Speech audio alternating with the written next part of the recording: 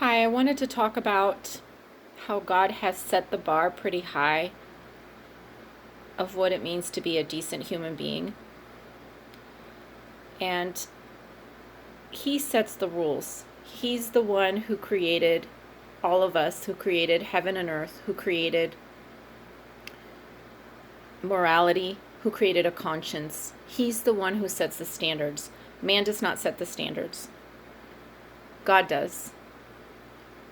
And the bar is really high, meaning He wants us to be decent human beings. And He enables us to be decent human beings if we cry out to Him for help. He sent His Son to enable us to be able to be who we are really meant to be. And if more people would have followed Jesus truly, then we wouldn't have the mess that we see in this world all around. It really saddens me that people want anything and everything but God truly. I know a few people want God, but most people do not. And it's very sad. It is very sad because as everything keeps crumbling and the laws and just all the good things are crumbling, people still reject Him.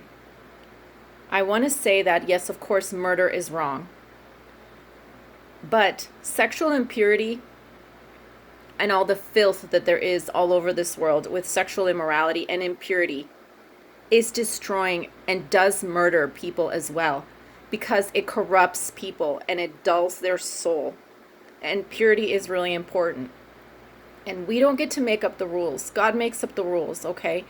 God created sexuality to be enjoyed between a husband and a wife if God calls somebody to be married, which most people in history have been called to be married.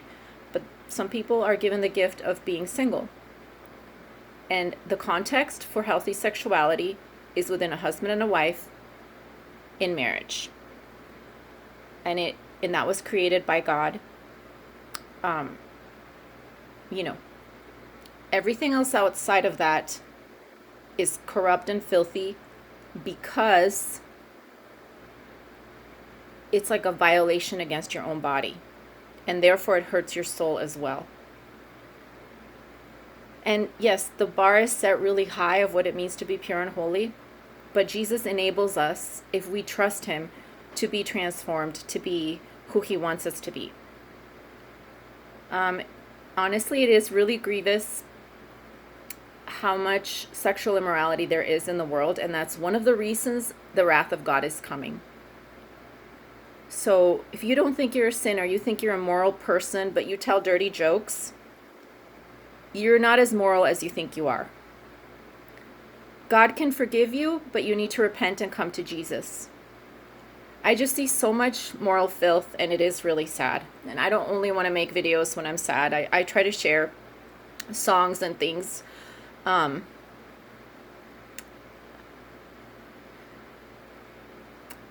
know that it's only through Jesus that this world can be healed.